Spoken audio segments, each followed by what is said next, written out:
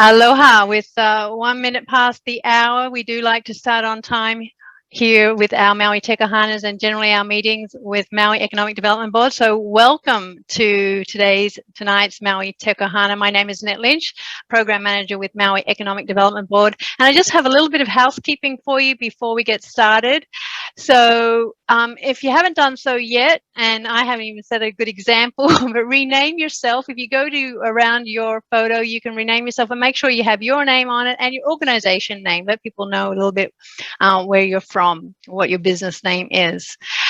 Please stay muted through the meeting. You can unmute yourself, have a couple of breakout sessions. So in there, make sure you unmute yourself and so you can have the conversation going when asked to speak.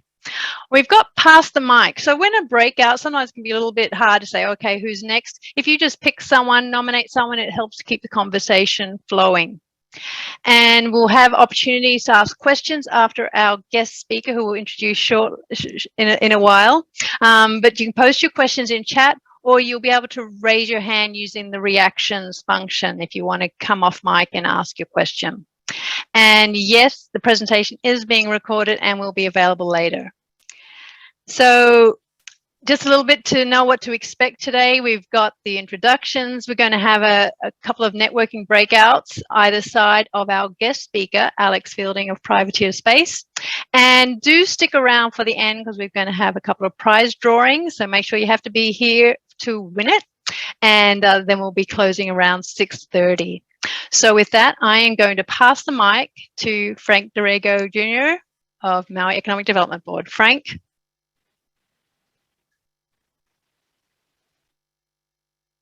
You're on mute, Frank.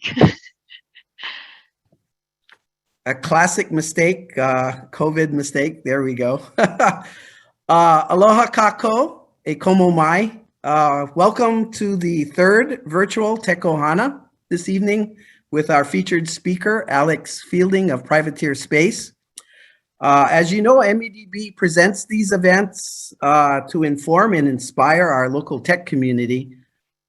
Just a few demographics about who's here tonight. The majority of people, over 80%, will be from Maui itself. So welcome all our local tech enthusiasts and entrepreneurs. We also have some people from the East Coast. So we'd like to thank you for staying up late and being with us this evening. Also, 30% of the people who have signed up to be here are startups. So let's hope you can get some information and be inspired in that regard as well. And 65% have 10 or less employees, which is very typical of Hawaii. If you know anything about Hawaii, over 90% of the businesses in the state have 10 or less employees. So most businesses in Hawaii are all small businesses. Okay, so I'm going to pass it back to Annette, correct? Oh, there we go. I get to do this. That's right. Okay, so when you get into the breakout session, please introduce yourself and follow Annette's very cogent instructions on how to pass the mic. And the question you're going to ask yourself in your breakout session is, what has been your greatest challenge and or greatest triumph over the past 6 months? And also the lessons you've learned over the last 6 months. Okay. So this evening, I'm going to eschew the traditional biography-based introductions, including a list of the world-class technology companies and government agencies Alex Fielding has been a part of, including Apple, Cisco, NASA, which then led to Alex founding of Ripcord, and now his adventure into aerospace with Privateer Space, a Maui-based company. Instead, I would like to focus on the person I have met and have started to talk with over the last 2 months. Tonight, I believe you will discover, as I did, that Alex is a true polymath. So what's a polymath? A polymath is a person who has a deep and wide understanding and knowledge of many subjects, and who is able to integrate that knowledge to innovate and solve problems. What I have discovered with Alex is that that deep and wide knowledge not only includes his impressive technical understanding of multiple fields, including artificial intelligence, machine learning, aerospace engineering, and energy, just to name a few. Alex also has a wide and deep knowledge of the human experience. Simply put, I believe Alex has a wide and deep knowledge of the human heart. And that demonstrates itself in a passion to connect his technical knowledge to the human condition. His personality simultaneously exudes unfettered joy, boundless curiosity, authentic generosity, and genuine compassion. We welcome Alex as he sinks new roots here on Maui to launch a new adventure on his journey as an entrepreneur. It's my great pleasure and distinct honor on behalf of Maui Economic Development Board to introduce Alex Feely. Thank you so much, Frank. That is really beautiful, and aloha to everyone for taking the time to join this presentation today. I promise to do my best to not bore you guys too much. I will admit I am much more comfortable talking about technology than about myself. So forgive me for being a little bit nervous. It's a lot easier to talk about something that isn't you. And today I get to talk about something that isn't totally me, but I am very happy to share a little bit about the journey so far and some of the wonderful people that I've met along the way. And everyone on this call from MEDB and some of the amazing people I've met here in the tech park are definitely in that group. And thank you so much again, Frank, for the super warm welcome and aloha. I'm going to share some slides because I don't want to be a talking head. And let me see if I can actually do that. And just give you a little bit of context and background. I have had a huge privilege of just having a totally curious life, which for those of you that are curiously inclined or committed or cursed, it means you always find yourself asking why and seeking meaning and reason and hope that what you're working on means something deeply to you. And you hope that that'll connect with other people and will give you something that, you know, most people have to wait their whole life for, which is a legacy, right? People always talk about legacy when they're about to die, but legacy is what you get the privilege of doing every day and who you get to do it with along the way.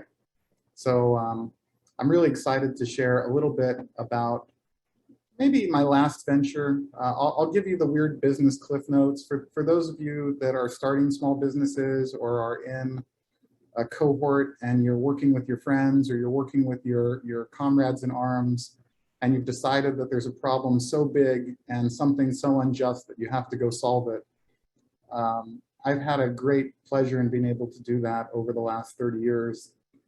From Apple to co-founding a couple of companies to taking a company public and going from 0 to 55 billion to bust in record time to even having the total privilege of working in that job that I thought would be a dream job when I was a kid at NASA and then realizing what it's like to work within the government. So that can help explain how I ended up marrying a therapist. But this is just some interesting cliff notes. And then there's the downside, right? Part of that means that you can't do these things alone. Like I don't think there's many people that have ever done anything super meaningful on their own. I mean, maybe a few have, but most people, it's a team. And as a part of that, there are challenges, right? You want to do things that are world changing and big. Sometimes it's hard to do it starting with $1. So I've raised about $250 million in venture capital. I've made a lot of venture capitalists a lot of money. And, you know, I don't think anybody should get a gold star or a ribbon for fundraising. That would be a really horrible benchmark. But if you get to solve a massive challenge and you get to do it with people that you love working with and you get to make a couple bucks doing it, that's not a bad option, right? So I want to share with you a little bit about my last journey and about the current business journey I'm on and how that relates to Maui and how that relates to just being curious by example. I was working at NASA on ISS vision system software and a friend of mine called me and said, hey, just a friend call. Do you know anybody who's a competitor to Iron Mountain? He was taking his company public And they just filed their S1, and Iron Mountain lost 2/3 of the documents that they needed so that they could survive their audit and actually become a public company. And I thought that was hysterical. I was like, dude, no, of course not. Paper, box, warehouse, very, very boring. Why in the world would you call me? And he said, yeah, that's how I felt about it too. But now that they've lost our stuff, we're in this very challenging predicament, and I'm just trying to figure out what to do. So I made fun of him, and I teased him, and I chided him, and I did all the things that a great friend would do. And I said, like, did you not get the memo about the world going paperless? Like digital office, all that stuff I've been hearing since I was 3 years old. Like, this is ridiculous. You're a tech company going public. How can you not have all this stuff somewhere that's searchable and accessible and awesome? And he made excuses, and he's not a very big excuse maker. But it got me to be very curious. And I said, look, I'm fat, I'm food motivated. So I will go find the dozen companies that have certainly automated taking the world paperless, because that seems obvious. And you can buy me barbecue, because I like food. And that sounds like a great trade. And I will probably buy him lunch for the rest of our lives, because the journey that kickstarted as I rolled off of IASA's vision system at NASA Ames was really interesting. We asked ourselves the question, hey, if nobody's really working on taking the world paperless and the entire knowledge of humankind, so much of it before Google has exiled the paper, dating back to the Incunables, how in the heck would we ever do it? If you wanted to take the billions, if not trillions of sheets of paper that go through people's hands every year and take it and make it searchable and accessible to the world, how would you bring it to them? How would you digitize it? How could you ever scale that? What type of automation would you use? So we started asking ourselves that question in relation to vision systems, because when you have a hammer, everything looks like a nail. And we started asking, how would you find one real staple on a sheet with 1,000 photocopied staples where they're all dimensionally identical? And computer vision has a really hard time with that. Like, how would you solve for that? And how would you do it in an environment where you have to also be able to see things in a certain order? So you have to have kind of a single sheet perception. You have to be able to see everything on the z-axis and know what to do with it. It's actually a really interesting, bizarre technical challenge. We never thought we'd start a business. We were just super curious. So I went to the CTO at NASA, who is a friend of mine, and I said, hey, I'm rolling off this whole vision system thing. Like, what do you think about this? And he basically said, look, you can keep your team, you can work on this, and if you crack it, share the solution. Because the best systems that we have in US government for vision systems and dealing with chaos is like 2mm accuracy. You think you need to get to 20 microns, good luck. And if you don't crack it, you sign up for another 5 years, because I was a dual role. I was a CTO at a tech company, and I was playing with NASA for 5 years.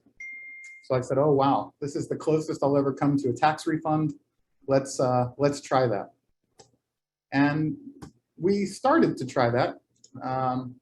And we looked at all the obvious stuff, right? Like this is a FLIR image, as boring as it is, of a staple and paper clips on a stack of paper. And it works great. You can see the hemicity difference, the reflective index between the metallic things and the non-metallic things is huge. The difference between the pages and the stacks of paper is non-existent. So this turned out to be bad. I could probably show you pictures of me laying inside a CT scan with a box of paper on my chest, an MRI machine with a box of paper, terahertz imaging, photometric stereo, stereo vision, OpenCV, Halcon, all kinds of things that we tried that you probably shouldn't try, but we thought it was interesting and we would try it. And we finally found an approach that would help us not only find the real fasteners and find the single sheets, but it actually worked. And we said, man, we should probably make a business out of this. What if we could be the company that helped take the world paperless? What would we do for humankind if we could solve this challenge? And the reason I'm telling the story isn't because of the technology, because that can be kind of boring. At a certain point, there's big challenges and you'll find a way to solve them. But the reason I tell the story is that was like 8 years ago. We were sitting in a broom closet office at NASA Ames in a concrete asbestos-filled room where we weren't allowed to vacuum the carpet because we disturbed the asbestos. So we were in our own personal jail cells. And my little founding team and I sat around the table and said, should we start a company? I mean, do we have to start a company? Why does it matter? So we all spoke our piece and we went around that table and we said why it was important to us. Why did it matter to us? Why was it important that the next generation grew up with something better than an ancient version of the Encyclopedia Britannica like I grew up with? Why was that important? Did it make a difference? Would it make a difference to the next generation if we had the total knowledge of human history at our fingertips? And ultimately we got there, and everybody said their piece, and everyone came to the conclusion that this was something that, it wasn't just something that we wanted to do, it was something that we had to do. And we knew even if we spent our whole life on it, we might not finish it. We might not get it right. And I asked everybody at the table the question, like, hey, we're a bunch of tech geeks, right? Like, there's a lot of overlap in our skill set. How do we pick roles? What's everybody's title? Does that matter? Like, ended up being 10 co-founders. You got 10 people sitting around the table that are very diverse. I mean, we all looked very different, but we all had similar thinking. And the reason I tell the story is that I ended up getting elected by my co-founders as CEO. It's kind of like being a pirate ship captain. Everybody went around the room and said, okay, you're the CEO and here's our jobs. So I asked them the question like, hey, if I'm going to take this role, how do we talk to each other about performance? How do we be honest with each other? Because we're friends, right? We're starting this adventure together. How do we have the tough conversations when either our heart and our own desires outgrow this business, or the business and the role outgrows our capability? We're still great people. We shouldn't be walking away just because the company has changed and evolved, or the team has grown, or all of a sudden we went from being technologists to being people managers. How do we have the conversation? And how do I have the conversation with you guys? Because we're almost a family, right? All startups are dysfunctional families. And the reason I tell this story is that 7 years later, I found myself in an all hands meeting with Ripcord, this company that we started, which I'm going to show you some more about, as we decided that it was time to take the company public. And I told that story to our team, and I shared with them that 7 years later, 8 out of 10 of us were still with the company. 7 years later, from that broom closet office, hundreds of people later. And 7 out of the 8 that were left were in different roles 7 years later. And the next day after that all hands meeting, 8 of us would be in different roles, but we'd still be there. We'd still be together. And I think that's so important as you start on these adventures, because you just never know who those people are, but the logos are going to change, the companies will change, but the people that are great people will always be a part of your heart, and they'll always be a part of the journey. And I just think it's worth sharing because it's so important. It's the most important thing besides why you're doing what you're doing, is who the heck you're doing it with, and if you love working with them. Because, you know, there's lots of brilliant people, and there's lots of brilliant people who are jerks. And the nice thing is optimizing for brilliant people who are wonderful people, because you get to pick. Right? You get to choose who you build your life with, your families with, and your companies with. And Ripcord was no exception. Buy it, use it, break it. This is actually a view inside a Ripcord Ripcord production facility. And I get to show kind of how this technology started to evolve. Forgive the soundtrack. Try to find a way to turn that off. Thank you, PowerPoint. So this is inside one of our production facilities. We've got a couple in Japan, a couple in California. This is actually our California headquarters. So what's inside these bizarre work cells that have evolved through all these years? I'm going to fast forward because this is boring, to me at least. Basically, we had to figure out how to pick up sheets, how to find staples, how to remove fasteners using robots and vision systems. We had to figure out new ways to scan stuff as small as Alex, I can't hear a thing you're saying. Okay, that's good news. Let me. Oh, is that better? Yeah, thank you. Thank you. I found a way to turn the volume down. Don't worry, robots, vision systems, no problems. I just don't know how to use PowerPoint. So, you know, here we're finding a fastener, we're picking it up, we're putting it on a shovel, we're coming in with the robot autonomously and removing the fasteners, and we're dragging these things onto vacuum conveyors. Here it finds a staple that's upside down. We created this process called patty cake when we were still in our garage at NASA to help us remove the fasteners and transfer these sheets and actually pick up and individually vision target things that overlap, from a business card to a Post-it note to a legal size sheet. It's relatively boring in the sense that what we're doing is very mechanical, and you as a human could easily do this. Maybe not easily, you'd want to kill yourself. It's definitely a suicide-inducing activity to remove staples for a living. Like nobody went to college to be a staple remover. But we started doing this and we realized pretty quickly we were the only ones crazy enough to be working on this. This is kind of the doomsday if you're in the Office Space movie and you work at Dunder Mifflin. This is like your worst nightmare where you have 10 million staples hammered into a sheet of paper. And this is not marketing material. This was probably shot on my iPhone a couple years ago. But the reason that I show it is just that, you know, starting with an idea and laying in a CAT scanner with a box of paper on your chest can sometimes result in remarkably different things. And, you know, and I'm very, very proud of that team. I mean, this is actually a video of what that looked like when we started. And this was like in our broom closet office as we built a vision system that could figure out how to sit on and interrogate staples. We couldn't even figure out how to hold the paper down at this stage, right? We've got like an end of arm tool that I think we built with $9 worth of hardware on the end of a robot and a nose mounted vision camera. And you know, it's weird, you know, these things become kind of your children. And as the company starts to grow and evolve, whoops. Yes, these were for our own home videos and we included our own bad music. We were even trying here, like, these are actually air amplifiers from the silicon wafer fab industry. We turned them upside down to create vacuum pressure so we could pick up things. And we had to demonstrate all of these bizarre things that we ended up stitching together. That staple removal tool weighed 20 pounds. It was not something I would recommend for anybody. But there's a reason why I'm showing these bizarre video clips and taking you on this absolutely torturous journey in technology you'll probably never experience. And it's largely, again, our home videos know no bounds. This was yet another early prototype, but you know, these iterations, all the videos that I'm showing you, we went from like concept to execution to production system in about 18 months. And then we went build to print with contract manufacturers with our designs and our assembly instructions in under 2 years. And we ended up at over $100 million in bookings in under 5 years. So it's not, this is the only time anybody will ever bore you with ultra slow motion staple removing. So, you know, take note, you'll never have to see this again. You know, and all these little things that are technology challenges that are involved in this bizarre task. I mean, even here, we're firing ultrasonic through the page. We're looking for a double bounce to make sure we didn't pick up two things. We're actually inducing a sine wave intentionally in the sheets to separate them.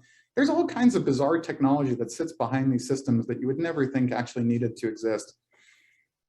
So why tell the story? Well, you know, one day I get this phone call from some friends at the Internet Archive, and they said, hey, there's this guy named Dan Ellsberg who did the Pentagon Papers, and he's got his personal collection, his archive at his house, and it's pretty extensive, and we want to make it searchable online because Steven Spielberg's going to do this movie, The Post. Can you guys help? Like, yes, always say yes. So we started digitizing all of Dan Ellsberg's personal papers for the Pentagon Papers, excluding the actual Pentagon Papers. This is all his background archive, so we could release it on Internet Archive to make that searchable from the general public. We thought that was really cool.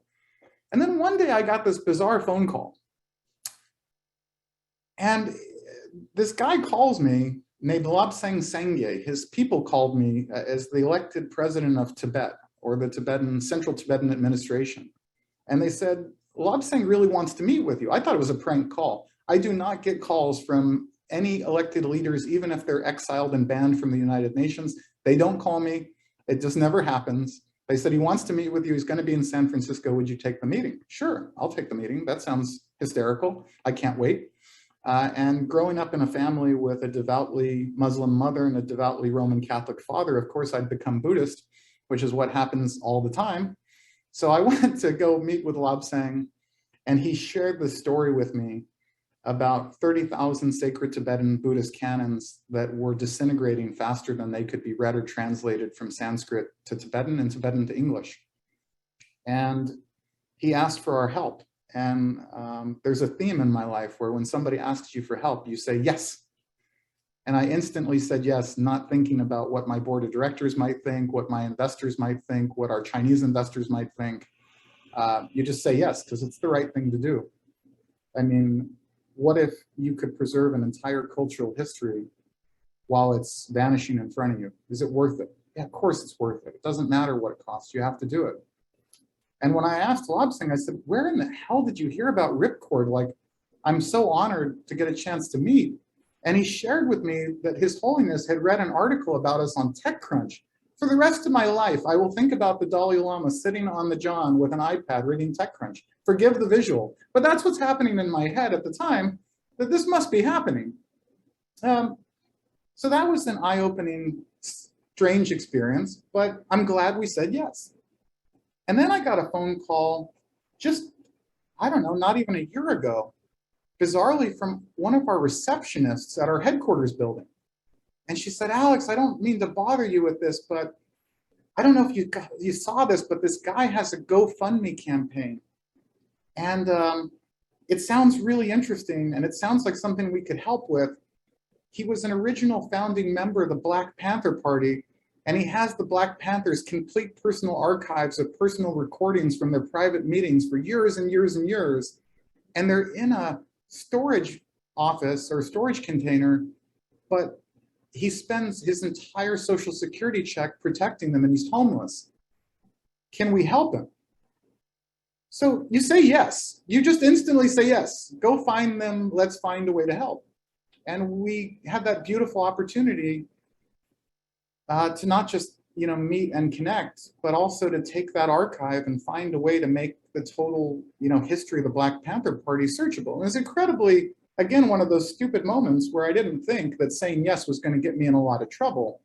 I didn't realize that people would think that an organization like the Black Panther Party, which has been disbanded since the 1980s, would be particularly controversial, or that their founding members who would like to preserve the history of not just civil disobedience, but of their attempt at racial equality, and really to try to preserve the history of what they attempted to accomplish. I didn't think anyone would find that particularly controversial. But it turns out it was, but it was still the right thing to do. And I'm glad that we had a chance to do it. I'm really glad to say that we don't have a situation where the founding members of the Black Panther are homeless anymore because people were kind enough to donate, and we were able to help move that archive and curate it and protect it. And now, we're working on Privateer, which is yet another great adventure. Steve Wozniak and I started a company 20 years ago called Wheels of Zeus, which was like Apple tags 15 years too early. I mean, sometimes timing is everything. And I shouldn't tell the true founding story, but you guys are pretty much our extended Ohana. You're already a part of the family, so I might as well tell the true story. I got pulled over with a speeding ticket. This is a trend because I just got my first speeding ticket on Maui, so forgive me. But I got pulled over for a speeding ticket, and I asked myself the question, because I was curious, what could have prevented me from getting pulled over for that speeding ticket in 2001? And I came to the conclusion any sane and rational person would come to, which was not, of course, that I should slow down and really maintain the speed limit very carefully. My first answer was, if I knew that the cop on the motorcycle was around the corner with the radar gun, I never would have sped past him. So I asked myself the question, what could have I done to know that the cop around the corner on the motorcycle was there? And I started doing research because I was at a company that we'd taken public, and I was having fun and was looking for something interesting to do. And I found that all the police cars were using automatic vehicle locator systems that actually tracked the position of their vehicles and then rebroadcast it over local radio networks. And they did it in a way that was allegedly encrypted. And I thought that was fantastic. So I started to ask the question if we could actually decrypt it and if that was legal. And I found out that Motorola, who was selling them their systems, was willing to sell me a decoder chip from Canada that actually would decode their encryption. That would just decrypt it. And they were willing to do that for very little money. So I thought, that's fascinating. What if we built a 3-channel radio receiver that would track city cops and county sheriffs and highway patrol all at the same time while you drive down the street, and then just display the position of all the cops on a map in your car in real time? Wouldn't that be awesome? We'd always know where the cops are. That would make life much safer. And it would keep me out of getting speeding tickets. So I did what any sane and rational person would do. I hired my friends. I hired some great radio engineers. We built a prototype. And we decided we were going to commercialize our product, which we were calling Cop Detector. We thought this was brilliant. And I went to my friend Steve Wozniak and I said, Steve, I don't know what I'm doing. I've never done a consumer electronic anything in my life. Do you want to take a look at this? And he said, yeah, like I'm curious. So I showed it to him. And he goes, holy crap, we could see 3 cops at a Krispy Kreme Donuts, which was a hot now zone for us. So we were very excited. And he said, this is great. You have to build a company. And I said, yeah, I think we're going to. And he goes, who's going to be the CEO? I said, I have no idea.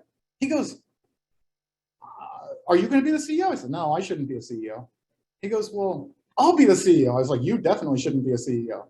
So we had this hysterical conversation and we decided that we were going to work together and he would in fact would be the CEO. And a month after getting funded by SoftBank, September 11th happened. And the next thing I knew, we were not building cop detectors. We were building GPS locators for people in the battlefield and hazardous materials trucks. And we ended up building and selling that business. And the reason I tell the story is that 20 years ago, half of the stuff in space while we were working on small GPS locators was trash. And Steve and I used to joke that, man, you know, maybe someday we'll be the world's first space sanitation engineers riding on the back of the space garbage truck, tossing satellites in the compactor. Wouldn't that be funny? And, you know, it was a joke, but it was a joke that in a weird way, 20 years later, has resulted in kind of the tragedy of the commons, right? Sometimes problems are so big, you end up in apathy or people just believe someone else will solve the problem for them and it doesn't happen. And that got us started on Privateer, which is the latest venture, which I'll play a video clip on just because might as well.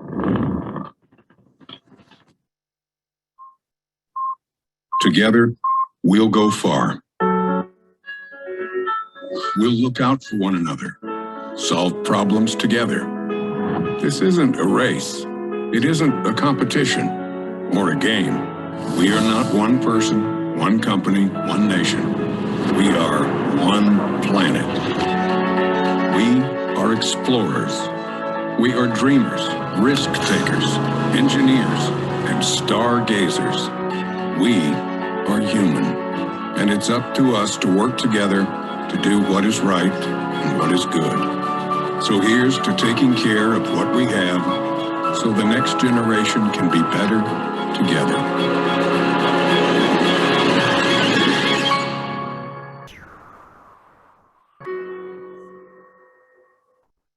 So 20 years later, things came back around. And bizarrely enough, as we started on this mission at Privateer, we found ourselves in the middle of Maui. And you know, how in the world did we get here? And Woz was actually already looking at the problem and asked me to look at this idea of cleaning up orbital debris and dead satellites, because now we're tracking a little over 30,000 things and 22,000 of those things are trash. They're dead satellites or rocket bodies, second stages debris. There's just all kinds of junk in space, and we've done it. We've polluted space the way we polluted our land and our water and our atmosphere, and now we're doing it to low Earth orbit. And the race is on. And I thought that was really interesting, and I still do. And we started looking at the problem, and we realized that part of the problem was that, yeah, it's very, very hard to clean up this mess, and it's harder to get people to pay for it. Just like cleaning up the oceans, right? I mean, it's very hard. We all agree there's this problem with all this plastic and all this garbage in the ocean. Very hard to get people to want to pay to clean it up. So we asked ourselves the question, like, how would we even do it? Do we even agree on where things in low Earth space are? And sometimes you just find yourself in the right place at the right time. Maui is the spiritual hub of space situational awareness around the globe, largely thanks to amazing people here at Maui Economic Development that have sponsored the AMOS conference for 22 years, and fantastic people that are on the Zoom. Like, I mean, I saw Bogdan and Rachel who've been working on this for ages, longer than most people. And, you know, we certainly got curious about the cleanup aspect, and then we realized that we don't even agree on where things in low Earth space are. We have to solve that challenge first. And to do that, we probably have to put things in space to track objects within space, because we can't see stuff that's really small. We can't see stuff smaller than a softball. So all the objects we track are bigger than 10 centimeters for the most part, and everything that's smaller we just can't see from ground-based approaches, or if we can see it from a ground-based approach, we can only see it once every 10 or 12 hours. So it's not super useful. And, you know, sometimes you find yourself in really weird places. Like 2 weeks ago, I was in Dubai for the Air and Space Show, which, you know, I feel sorry for the camel. I know I was a backseat driver and I was definitely over the weight limit. The camel was very upset. I apologize to it profusely. I hope that no camel was injured in the making of this picture. But while I was sitting on the desert floor with our friends from Amazon Space and Kuiper and Lunar Outpost and some other interesting companies, smoking shisha and talking about the world's problems that we hope to solve, something really bizarre happened. One of the people at the event said, you know, there's a black tie gala going on and you should come to the party. There's a lot of interesting people there. And I said, that would be wonderful. I would love to come because I always say yes. And they said, great, do you have a tuxedo? I didn't say yes. I didn't think I'd need a tuxedo for an event in the middle of Dubai in the middle of, well, it's their winter, but it's still 90 something degrees. So I read the invitation really carefully after trying to get a tuxedo. It turns out I'm a little too fat to get a tuxedo overnight in Dubai, maybe a lot too fat. But I realized really quickly that there was a line at the bottom of the invitation that said black tie formal or Emirati national attire. It turns out that sometimes you can get a custom Kandora fitted overnight in Dubai. Now the problem with this was I didn't realize that with a face mask on and a formal Kandora, that people would think I was a part of the Emirati royal family when I go to a black tie formal event that's hosted by the king. That may have been an interesting mistake, but the two gentlemen that are with me, one of them is the CEO of Lunar Outpost, which is making oxygen on Mars right now, which is great. The other one is in charge of Amazon startups and federal and space systems. And they were my dates for the event. They were kind enough to host me. But when I went through the metal detector and my watch and my stuff in my Kandora set off the metal detector, the guys that saw me didn't realize that I was this poor white haole from Hawaii. They thought I was actually a native. And they said, Salam alaikum, and come this way, come. And I go through the metal detector and they stopped my two dates to frisk them for weapons because they think that these two gentlemen that are executives at space companies are my security detail, which turned out to be an entertaining moment for all of us. But the reason I tell the story is always say yes. And you know, you never know where you're going to end up or how you're going to end up on the adventure, but it's always going to be meaningful. And I am really excited to say that as we continue on our mission at Privateer, we've got things going in space early this coming year.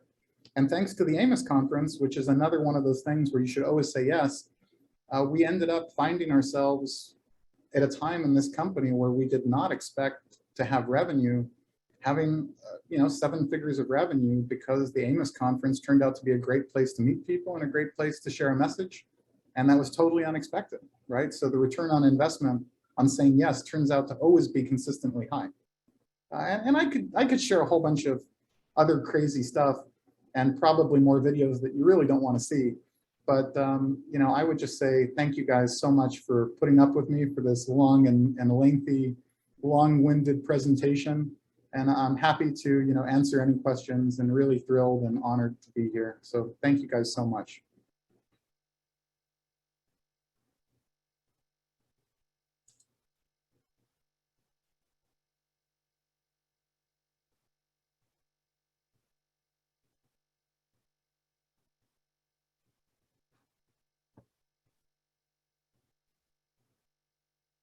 I'm going to let Frank lead the Q&A. Yep, he's unmuted.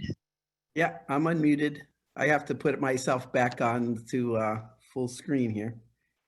There you go. So go ahead. You can put questions in the chat, or you can raise your hand in the reaction section, and we'll call on you.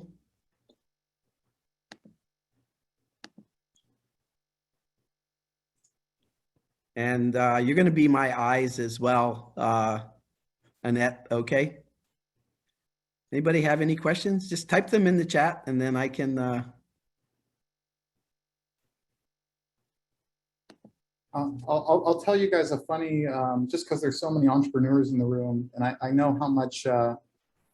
So Jerry asked about what I'm doing here now. Privateer Space, the company that we're working on building our space situational awareness platform that I kind of showed the video on, is headquartered here at Maui Economic Development Board's building. And yes, I would totally love to help. And you know, we're building out our team. And if anyone is looking for a great role at a young space company, like, definitely reach out. But I'll tell you this funny story working at Apple. One night, Waz and I were hanging out having milkshakes, and Pretty Good Privacy, PGP encryption had just come out. And we decided it would be very, very funny to register PGP keys for people that we were not. So we decided that night over French fries and milkshakes that we would register PGP keys for Steve Jobs, half of our fellow executives at Apple, and then we would also do one for Bill Clinton, Jennifer Flowers, Monica Lewinsky, and we would sign the keys from each other to give them added credibility. And we would include in the notes that we were each other's friends, so that they would be found if somebody tried to actually validate the keys, which was very, very, very funny until Steve Jobs called me and asked me for his effing PGP key back, because he figured out somehow that it was us, and people were sending him encrypted messages that he couldn't open because Waz and I had created him a fake PGP key, which that was a bizarre adventure. But I just thought I'd share that bizarrely hysterical story. I mean, just so many crazy adventures. There's another question here about a carbon removal system. Let's see. I have an idea for a carbon removal system. Do you want to help? Yes, I will stop. I will stop spouting carbon. I would love to help. I mean, you know, that's the thing, right? Like, you're working on problems that are bigger than you may be able to solve in a lifetime. That's fun, right? You'll never be bored. I can't imagine waking up one single day where I don't love what I'm doing. There'll be days where it's frustrating, but who knows? And I am trying to, I mean, populating Mars with bees, I think Lunar Outpost's your guy, because they've got an oxygen generator on Mars that's running now. And, you know, always say yes, right? So yeah, of course. The bees actually would be fantastic at capturing space debris. I think they have some problems flying in that environment, but I'm sure that they can be solved. You just need to give the little bees jetpacks and maybe a little iodine drive systems, and they will go and scoop up the objects. So yeah, thanks, Joe. I have a question, Alex. Because we have a lot of entrepreneurs on this call. What do you see as opportunities or advantages for those working on Maui? And you know, a little bit of what inspired you to come to Maui. Well, I got lucky. I actually moved here before I had any idea that I would want to start a business here. I love Maui, and you know, I used to become a small child every time I would leave Maui. It was like kicking and screaming. It was begging for one more day. It was a canceled plane flight. It was a rebooked hotel. And then it was like, buy a home and spend more time there. And to be really honest, what made me move here more than anything else was that I have a young daughter who's the love of my life. And she's about 3 years old. And we had a home here, and we were at Big Beach in McKenna, and we saw these girls that were clearly local Maui girls, and they were in the water, and they were joking around with each other, and they were laughing, and they were sharing some beers. I shouldn't share that part of the story, but they were underage drinking. Okay, and they were having a wonderful time, and they weren't doing it on Instagram. They were doing it in real life, making real friends, making real connections, having real memories. And I looked at my wife, and we knew we were going to have a child. We didn't know exactly when or how, but we knew we were going to have a child late in life, or like the world's oldest parents. And I said, God, I really hope if we have a daughter that she ends up like these girls. And my wife hit me, and she said, oh, underage drinking on the beach? I said, yeah, making real memories, having real fun times, and enjoying each other. And when we got back to California, which is where we were living full time, I quickly came to the conclusion I did not want to raise a child in the mainland. I really wanted her to be here, and wherever you are, if it feels like home, it's home. And if you feel more at home there than you do anywhere else, then you know you're home. So why in the world am I leaving home to go to work? That sounds crazy. So I got lucky enough to be able to move here full-time with my family. And then before the pandemic, I prayed to whatever that higher power is. I said, please, please, let me find a way to stop traveling back and forth to the mainland every couple of weeks. This is quite annoying. And then the pandemic hit. And I said, you went too far. You went way too far, right? Because now I was able to stay here and not have to travel back and forth every couple of weeks. And privateer, you know, finding great partnerships at Space Force and with Air Force and with the fantastic companies around the tech park. Sometimes the universe pulls you in a direction and it knocks down walls for you, or it opens doors for you where there once were walls. I mean, quoting Joseph Campbell's easy, but it turns out he was probably right a lot, right? I mean, I really, I don't know if that answers the question or not. And definitely, you know, Chris, I would love to meet you also.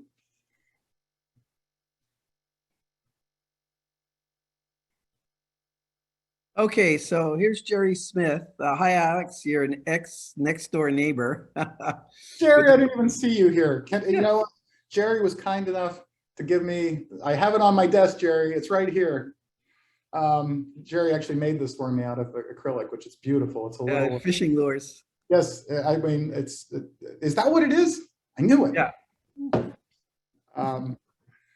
So yeah, I mean, seen stuff that's less than 10 centimeters. Jerry's question was, with the recent Russian ASAT attack creating tiny debris, what about the stuff that's smaller than 10 centimeters? It was heartbreaking. You know, the part that I didn't share about the story about being in the desert in Dubai is that I was on a few panels at the Air and Space Show in Dubai, and I'd actually had an interview with the Wall Street Journal with Micah Maidenberg at midnight my time in Dubai. And Micah said, you know, I'm not so sure that this whole conjunction in space with objects hitting each other and people doing things like this is all that interesting. Maybe it doesn't happen that often. And I said, well, you know, there's a lot of stuff we can't see because it's too small, right? We can't see the conjunctions between the really small stuff, but it happens quite frequently. And we hung up the phone, and at 3 a.m. my phone rang back, and it was, hey, have you heard the news? And by the way, I've changed my mind. So how do we see stuff smaller than 10 centimeters? I mean, some of the ground-based approaches are actually capable of seeing it, but it can't see it persistently. Using ground-based radar, or, you know, field arrays of cameras, or laser, or all of the above.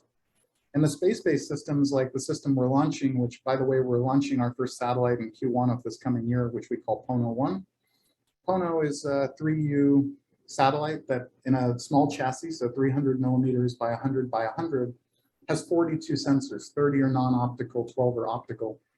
And it's designed to see things sub-millimeter. So it's very, very small objects, and do some discrete things with that persistently. So one way to do it is on orbit, and we're pretty excited to do that and to be able to bring that to the SSA community. We've also put together some software to not just track and monitor those objects in space and take data sources from whoever will give them to us, whether it's Leo Labs or EXO or Numeric or other space situational awareness companies, or Northstar, you name it, but also combine that with our own data from our own on-orbit constellation so that we can help clean up space. Now, we have partnered with Astroscale and others that are doing space cleanup, because how in the world do you clean up an object if you can't find it? And the mean deviation in the space catalog between where these objects we think are, and if we agree or disagree on where they are, what that delta is, it's in the tens, if not hundreds of kilometers in many occasions. So if you're Astroscale and you're driving a trash truck around trying to pick up a satellite and throw it into the atmosphere, and you're 200 kilometers off, you kind of also need our help just to close on the object and find it. So we're finding a really great community of like-minded co-conspirators that want to build and add value to space with us so that we can start the effort to clean it up by seeing it first. Okay. I've got a question for you, Alex. So you've been an entrepreneur for a while. Is your philosophy been pretty steady or solid? Did your early instincts pretty much being still confirmed, 20 years later, or have you gone through an evolution in terms of how you look at being an entrepreneur? Yeah, that's a really good question. I grew up really poor. So my parents bizarrely enough, I mean, the story I told was true. My parents were both devoutly religious. The part I left out was that we grew up really, really broke. And my parents actually met in East Africa. My mother's Kenyan. She was born in Nairobi. My father's British. And they were entrepreneurs in their own right. They were just of the type that were people who started small businesses and ran them themselves and tried really hard to make that work. And they were always able to make ends meet, but it wasn't anything really grand. And